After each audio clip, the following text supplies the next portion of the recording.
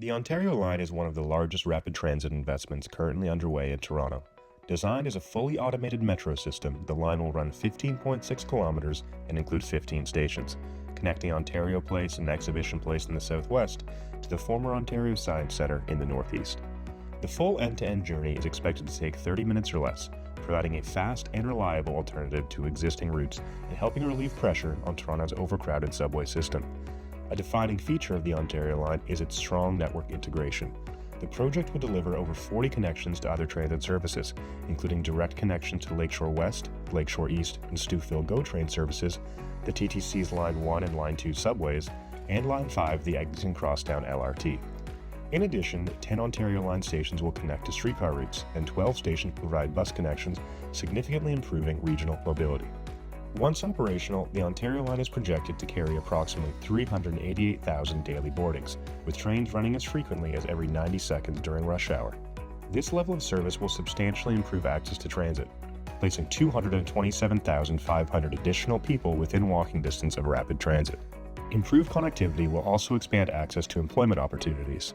On average, the Ontario Line is expected to make up to 47,000 more jobs reachable within 45 minutes, strengthening labor market access across the city. The project will play a major role in reducing congestion on existing networks.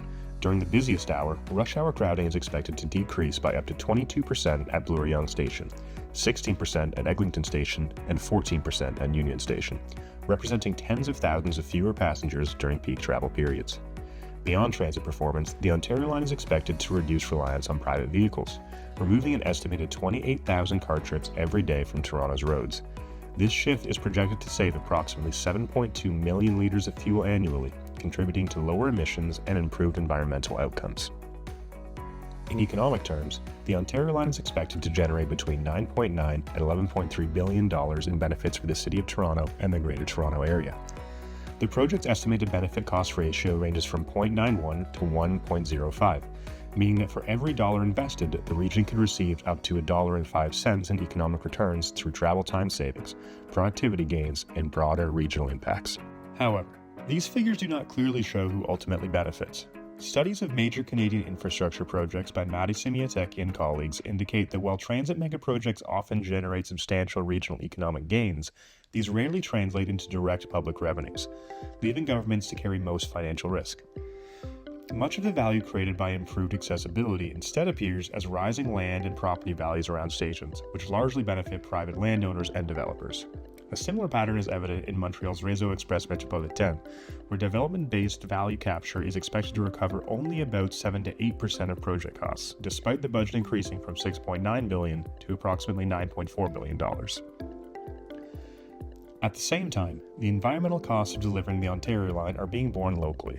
Construction has involved large-scale tree removal in Toronto's ravine system, including hundreds of trees at Seton Park, and plans to remove nearly 2,800 trees in the Don Valley. While mitigation and replanting are planned, environmental groups argue that the loss of mature urban canopy and ecosystem services cannot be fully replaced, highlighting how environmental burdens are concentrated in specific communities even as benefits accrue at a regional scale. To summarize, the Ontario Line is more than a new subway. It is a transformative infrastructure investment that will reshape mobility and accessibility across Toronto for decades. However, realizing its full economic, social, and environmental potential requires more than delivering new transit infrastructure alone. Stronger land value capture and reinvestment mechanisms are needed to ensure that accessibility-driven gains are shared more equitably, alongside robust environmental mitigation strategies that address the localized impacts of construction. Without these complementary measures, the project risks repeating familiar patterns in which public agencies and communities bear the costs, while long-term benefits remain unevenly distributed.